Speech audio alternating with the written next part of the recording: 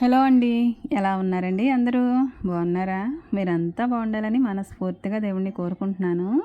నా వీడియోస్ చూస్తూ ఛానల్‌ని సపోర్ట్ చేస్తున్న ప్రతి ఒక్కరికి పేరు పేరున కృతజ్ఞతలైతే చెప్పుకుంటున్నానండి. వీడియోలోకెళ్ళిపోతే మొన్న చిన్న రేకుల ఇంటినైతే శుభ్రంగా చేసుకున్నట్టు మీకు చూపించాను గదండీ!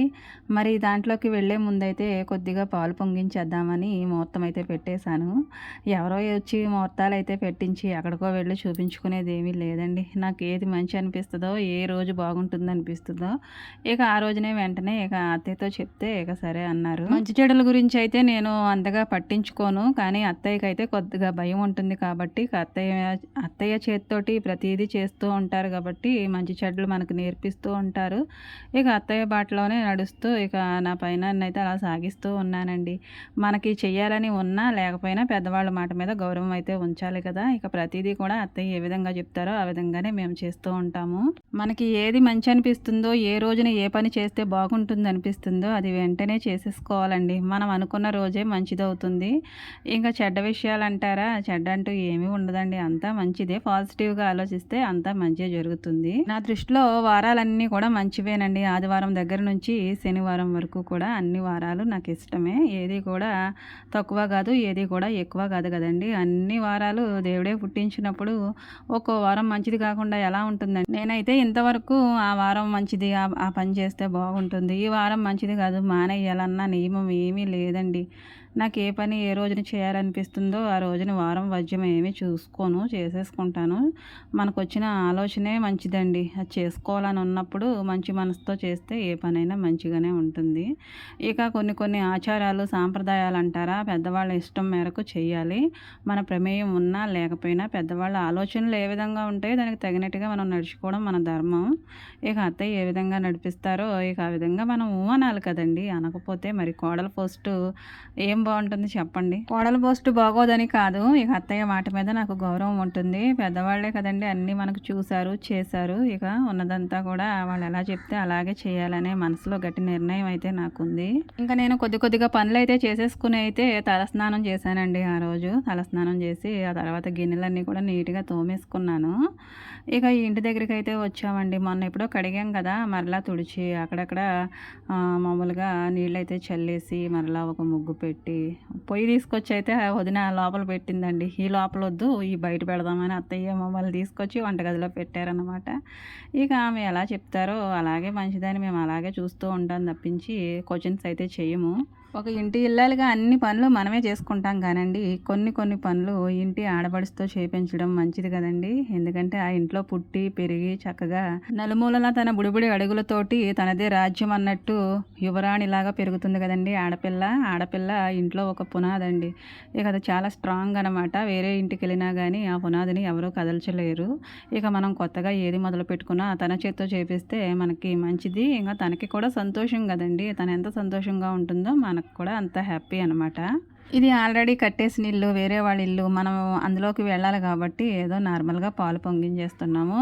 అదే మన సొంతగా ఓన్‌గా కట్టుకున్న ఇల్లయితే నేను మా పాస్టర్ గారితోటి ప్రార్థన చేపించుకుని అప్పుడు మిగతా కార్యక్రమం అంతా కూడా చేసేదాన్నండి. ఇక అంత పెద్దగా అయితే లేదు కాబట్టి ఏదో నార్మల్‌గా నేనే చిన్నగా ప్రార్థన చేసేసి ఇక తర్వాత అయితే వదినని పొయ్యి వెలిగించేయమని ఇక పాలైతే పొంగించేయమని అయితే పక్కన నిలబడ్డాను. ఇక పొయ్యి అంటించే ముందు మనం ఇవ్వాలనుకున్నంత మనీ అయితే తనకి ఇవ్వొచ్చండి. ఇంకా శారీలు, చీరలు అన్నీ కూడా పెట్టుకోవచ్చు ఇలాంటి అకేషన్స్‌కి. ఎంత చెట్టుకి అంత గాలే కదండీ! మరి ఇక పొజిషన్ అయితే చాలా చిన్నగా ఉంది కాబట్టి ఇప్పుడు మటుకు నేను పెద్ద ఇల్లు కట్టిన తర్వాత చూడొచ్చని చిన్న జాకెట్ పీసు, ఇంకా కొద్దిగా డబ్బులైతే అత్తయ్య పొయ్యి దగ్గర పెట్టారు. ఇక వదిన అయితే పాలు పొంగించి పరమాన్నం వండుతుంది. ఇక తనకు కావాల్సిన సరుకులన్నీ కూడా తీసుకెళ్ళి నేను అక్కడ పెట్టేశానండి. ఇక వదిన ఇక ఎలా చేస్తుందో ఏంటో ఇక తన ఇష్టం. తను చేస్తుంది. ఉడుకు మాత్రం మామూలుగా లేదండి. నిన్ననే జరిగింది ఇది. నిన్నైతే ఒక్కపోత మామూలుగా లేదు కదండీ. నిన్న రాత్రి వరకు కూడా ఆ విధంగానే ఉంది. లోపల అస్సలు గాలి తగలలేదు. ఇక చెమటలు ఒకటే కారుతూ ఉన్నాయన్నమాట. పాపం ఎలా వండిందో ఏంటో అనుకున్నాను. ఓపెన్ ఏరియాలో ఉండి ఉండి ఇలా లోపల బంధించినట్టుంటే మాత్రం చాలా ఉక్కపోతగా ఉండైతే నాకైతే బెంగగా అనిపించేసిందండి. ఇక్కడున్న కాసేపు కూడా మా ఇంటి దగ్గరే బెటర్‌గా అనిపించింది.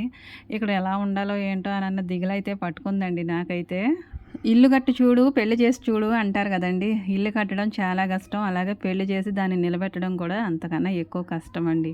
ఇక దేవుడు ఈ రెండింటిని కూడా చాలా కష్టమైన పనులుగానే గుర్తించి ఇల్లు కట్టి చూడు, పెళ్లి చూసి చూడు అని చెప్పారు. అందులో ఉన్న నియమాలు, నిబంధనలు అర్థం చేసుకుంటేనే కానీ దాని లోతెంతో తెలియదనమాట. ఇల్లు కట్టడం అంత కష్టం. ఇక వేరే వాళ్ళు కట్టిన దాంట్లో ఉండడం అంత కష్టమేమి కాదండి. కొనుక్కోవడానికి డబ్బులకే కష్టపడాలి. కానీ నాకైతే స్వయంగా ఒక్కొక్క ఇటుక, ఒక్కొక్క సిమెంటు బస్తా, ఒక్కొక్క ఊస ఇవన్నీ ఎంత పడతదో దాన్నంతటిని కూడా మన చేతులతో మనమే చూసుకుంటూ దగ్గరుండి కట్టించుకోవాలన్న ఆశ అయితే చాలా ఎక్కువగానే ఉందండి. ఎందుకంటే ఒక్కొక్క ఇటుక రాయి పడుతూ ఉంటే రాయి మీద రాయి మన ఆశలనేవి ఎంత ఇదిగా ఉంటాయో అప్పుడు మనకు తెలుస్తుంది. అందులో ఉన్న ప్రతి రాయి కూడా మన కష్టానికి మన ప్రతిఫలం అన్నట్టు అనిపిస్తుందండి. నాకు ఇల్లెప్పుడు కట్టుకుంటామా అనేసి ఈ ఇంట్లోకొచ్చినప్పుడు ఒక దిగులైతే అనిపించింది. నేనెప్పుడూ కూడా ఇల్లెప్పుడు కట్టుకుంటామో అనైతే ఆలోచించలేదండి. గత 2 సంవత్సరాలుగా అయితే ఆలోచిస్తున్నాను. ఎప్పుడూ కూడా ఇల్లు కట్టుకోలేమా? ఇల్లు కట్టుకుందామా? అన్న ఆలోచన అయితే నాకు లేదు. కొన్ని బాధ్యతలుంటాయి గదండీ ఇంట్లోనూ. ఆ బాధ్యతలన్నీ నెరవేరిన తర్వాత ఇల్లు కట్టుకోవాలన్న కోరిక మేరకు నేను ఇల్లు గురించి ఎప్పుడూ ఆలోచించలేదు. ఆలోచించుంటే ఈ పాటికే అయిపోయినేమో. కానీ కొన్ని కొన్ని బాధ్యతలు, ఇక ఇంట్లో బరువులు ఇవన్నీ మోసే వాళ్ళకి ఇల్లు కట్టుకోవడం కాస్త ఇబ్బందేనండి. ఇంట్లో అందరిని చూసుకోవాలి, ఆరోగ్యాలు పట్టించుకోవాలి. పెద్దవాళ్ళ దగ్గర నుంచి, పిల్లల దగ్గర నుంచి, వాళ్ళ స్కూల్ ఫీజుల దగ్గర నుంచి ప్రతీది కూడా మా వారే చూసుకుంటారు స్వయంగా. వాళ్ళ అమ్మని, నాన్నని, ఇక పిల్లల్ని, మమ్మల్ని, ఇక చెల్లెల్ని అందరినీ మరి చూసుకునేటప్పుడు ఇల్లు కట్టుకోవడం ఇబ్బందేనండి. ఇక స్వార్థానికి తనకు తానే బ్రతికి, తనది తానే సంపాదించుకొని ఎవరికి ఏంటండి అంటారు. ఇక అంత మాట అయితే నేను అనలేను గానీ, అలా బ్రతికి ఉంటే ఈ పాటికి ఇల్లు మేము కట్టేసేవాళ్ళమేమోనండి. ఇలా చెప్పుకోవడానికి కూడా నాకు చాలా బాధగా అనిపిస్తుంది. ఎందుకంటే మా వాళ్ళని వేరు చేసినట్టుగా అనిపిస్తుందేమోనని నా భయం. ఎందుకంటే వాళ్ళంటే నాకు అంత ఇష్టం. ఎప్పుడైనా సరే బంధాలకు విలువిచ్చే ఇంట్లో అయితే బాధ్యతలు కూడా చాలా ఎక్కువగానే ఉంటాయండి. ఎవరైతే బంధాలకు విలువివ్వరో ఆ ఇంట్లో బాధ్యతలు కూడా అంతంత మాత్రంగానే ఉంటాయి. ఎవరు బతికితే వాళ్ళే అన్నట్టు స్వార్థంగా ఉండిపోతారు. అలాంటి ఇండ్లల్లో బాధ్యతలు ఎక్కడుంటాయండి? అన్నీ ఎవరికి వాళ్ళే యమునా తీరే అన్నట్టుంటారు. కానీ మేమైతే అలా కాదనమాట. అందరూ ఇల్లు కట్టుకుంటూ ఉంటే అంతకన్నా మంచి ఇల్లే కట్టుకుంటాను నేనన్న ధీమాతోటి ఉండేదాన్నండి. ఏం చూసుకుని అంత ధీమా అంటే నేను కట్టగలను, నన్ను దేవుడు దీవిస్తాడు అన్న ఆశ, దేవుడి మీదే భారం. మనదేమీ లేకుండా, మన కష్టమేమీ లేకుండా దేవుడి మీద భారం వేసేసే అంత పిచ్చిదాన్ని కూడా కాదండి. అంతా ఆలోచన మనది విధానం ఎంతున్నా గానీ దేవుడి సపోర్ట్ అనేది చాలా చాలా మనకు అవసరం. మనం ఎన్ని లక్షల రూపాయలు చేతిలో పెట్టుకొని ఇల్లు కట్టాలన్నా అవ్వదండి. దేవుడి నిర్ణయం ఉండాలి. మా ఇంటి చుట్టుపక్కల అందరి ఇళ్ళు కూడా చిన్న చిన్న తాటాకిళ్ళు మాత్రమే ఉండేవండి. మాదొకటే పెంకుటిల్లు. ఇంకా అక్కడక్కడ అడపాదడపాగా కనిపించేవి. కానీ ఈరోజు మేమున్న ఈ కాలనీలో అయితే ప్రతి ఒక్కరిది డాబానే. మాదే పెంకుటిల్లు అనమాట. కాలం చాలా వేగంగా పరిగెడుతూ ఉంటుందండి. ఏంటంటారు, వాళ్ళే బళ్ళవుతాయి, బళ్ళే వాళ్ళవుతాయి అంటారు కదా! ఒక 10 ఏళ్ల కిందటకి ఇప్పటికి చాలా చాలా మార్పొచ్చిందనమాట. మన చేతిలో డబ్బులు లేకనూ కాదు, కట్టలేకనూ కాదు. దానికి దేవుడి సపోర్టు ఉండాలి. లేదేమో బహుశా. లేదంటే ఎప్పుడో కట్టుకునేవాళ్ళం. కొన్ని దెబ్బల మీద దెబ్బలు అలా తగులుతూ ఉంటే ఇల్లు కట్టాలన్న నిర్ణయాన్ని అలా పోస్ట్‌పోన్ చేసుకుంటూ వచ్చేసాము. ఈ రోజుల్లో మనుషులు ఎవరిని చూస్తూ ఉంటారంటే మనుషులనైతే చూడరండి. వాళ్ళ లోపలున్న మనసు ఎలా ఉంటుందనేది ఎవ్వరికీ కనిపించదు. వాళ్ళ ఒంటి మీద ఉన్న బంగారాన్ని, వాళ్ళ ఎనకాలున్న ఇంటిని, ఆస్తుల్ని, అంతస్తుల్ని మాత్రమే చూస్తారని నాకు ఈ కొద్ది కాలంగా నాకు అర్థమవుతూ వస్తుందండి. ఒకప్పుడు మాతో ఉన్నటువంటి మనుషులు ఎలా ఉన్నారంటే ఇప్పుడు మా మీద మరి రిచ్ అయిపోయినట్టు వాళ్ళ ఫీలింగ్ ఏమోనండి. మరి రిచ్ అయితే అవ్వచ్చు, మేము పూర్ అయితే అవ్వచ్చు. కానీ ఆళ్ళ బిహేవియర్ ఏంటంటే వాళ్ళ మాటల రూపంలో కొన్ని కొన్ని మాటలు బాధ పెట్టేవిగా ఉంటాయి. మన పొజిషన్ ఇప్పుడు ఏదో కొంచెం తక్కువగానే ఉన్నట్టు కనిపిస్తుంది జనాలకి. ఇల్లు కట్టుకుంటేనే పొజిషన్ పెరిగిపోతుందండి. మనుషులు అలాంటోళ్ళమే కదా! ఎక్కడున్న వాళ్ళము ఈ ఇంట్లో ఉండేవాళ్ళం ఇల్లు కట్టుకుంటే పెద్ద ఇంట్లోకెళ్తాం. అంతేగాని మనుషులమైతే మారిపోం గదండీ! మరి ఎందుకని అలా మారిపోతారో, ఎందుకని అలా మాట్లాడతారో నాకు అర్థం కాదు. నేను ఈ ఇంట్లో ఉన్నప్పుడు ఏ విధంగా ఉన్నానో ఒకవేళ పెద్ద ఇల్లు కట్టుకున్నా గానీ అదే విధంగా ఉండాలని దేవుడినైతే మనస్ఫూర్తిగా ప్రతిరోజు కోరుకుంటాను. మనసులో అయితే మారిపోకూడదనేసి. ఈ రోజుల్లో ఇళ్ళు ఎలా ఉంటున్నాయంటే, ఇంటిని చూడగానే ఆ ఇంట్లో ఉండే మనుషుల్ని, మనస్తత్వాల్ని ఇక అంతా కూడా టాలీ చేసేస్తున్నారనమాట. ఇక ఇల్లుని చూసుకునే మనుషుల్ని చదివేస్తూ ఉన్నారంటే, అలాంటి ఇల్లయితే నాకొద్దులేండి.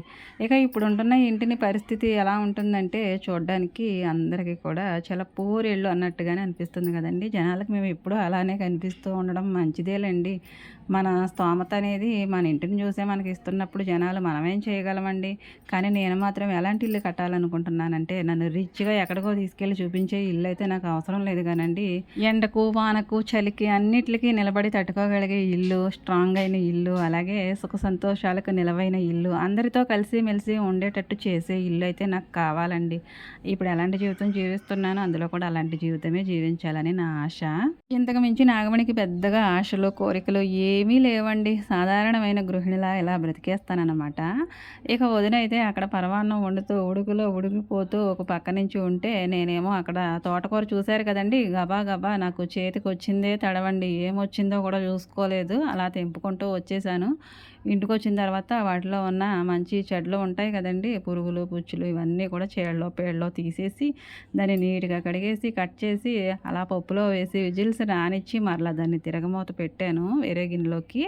ఇక తాలింపు కూడా పెడుతున్నానండి. తాలింపు పెట్టే ముందైతే మరి దాంట్లోకి ఏవోటి వేయించాలి కదండీ! ఆమ్లెట్ అనో ఏదో ఒకటి. ఇక ఆమ్లెట్ల సంగతి ఎందుకులెండి అనేసి గుమ్మడొడియాలున్నాయి. వాటినైతే వేయించాననమాట. అవి వేయించి పక్కన పెట్టేసిన తర్వాత ఈ పప్పయితే తాలింపు పెట్టేశాను. నేనెప్పుడూ ఇలానే ఉండాలనుకుంటానండి. ఒక సాధారణ జీవితం జీవిస్తూ ఒక గ్రామీణ ప్రాంతంలో ఉండే అమ్మాయి ఏ విధంగా ఉంటదండి? గ్రామీణ ప్రాంతాలంటే తెలుసు కదా! పల్లెటూరోళ్ళు ఎలా ఉంటారో అలా కట్టుబొట్టుతోటి ఇక నేనెప్పుడూ నా జీవితం కూడా ఇలానే ఉండాలని కోరుకుంటాను. ఇంకా పిల్లల్ని చూసుకుంటూ బాధ్యత కలిగిన తల్లిగా, ఒక ఇల్లాలిగా, అలాగే ఒక కోడలిగా, ఒక వదినిగా నా బాధ్యతలు నేను నిర్వర్తించుకుంటూ మా వాళ్ళతోటైతే కలిసిమెలిసి ఇలాగే జీవితం సాగిపోవాలని కోరుకుంటాను.